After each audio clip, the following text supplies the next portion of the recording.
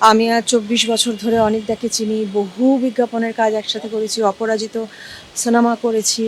আমি যতটুকুনি ওনাকে জানি সেটা হচ্ছে ওনার নীতি, ওনার পার্সোনালিটি, ওনার ভাবনা, তার সঙ্গে ওনার সংস্কৃতি এবং সেটাকে মেলে ধরা সাধারণ মানুষের কাছে, সেটাতে উনি কোনো রকম কম্প্রোমাইজ করেননি কখনো। কাজের জায়গা থেকে যদি বলি তাহলে উনি অপরাজিতই। তবে হ্যাঁ, জীবনযুদ্ধে পরাজয় তো স্বীকার করতে হলো।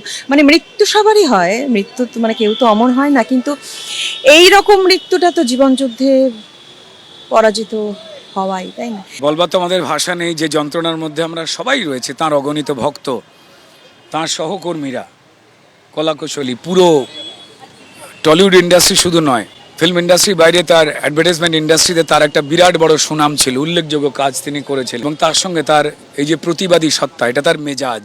অনেকদা সেই মেজাজেই চলতেন। নন্দনে ফিল্মের যারা যারা বড় নাম তাদের ছবিকে সরিয়ে দিয়ে প্রাক্তন মুখ্যমন্ত্রী নিজের ছবি দিয়ে দখলদারি প্রকাশ করতেন, তার বিরুদ্ধে তিনি প্রতিবাদ করেছিলেন। আর সেই প্রতিবাদ মানুষের হয়েই প্রতিবাদ ছিল তার। যে নন্দন, সেখানে তার ছবি অপরাজিত, যা সত্যজিৎ বাবুকে নিয়েই তৈরি, তা চলতে দেওয়া হয়নি। মুখ্যমন্ত্রী শুভেন্দু অধিকারী মহাশয় স্পষ্টভাবে জানিয়ে দিয়েছেন যে তার এই যে শেষ যাত্রা, তাতে কোথাও না সম্মান এবং শ্রদ্ধার ঘাটতি থাকে। তিনি মাল্যার্পণও করে গেছেন এবং তার সঙ্গে সঙ্গে তিনি ইচ্ছা প্রকাশও করেছেন যে যাতে তার আটকে দেওয়া সিনেমাগুলো যা নন্দনে চলতে দেওয়া হয়নি, অবিলম্বে মানুষের জন্য নন্দন সেই সিনেমা দ্রুতই যেন চালাতে পারে, তার বন্দোবস্ত নিতে।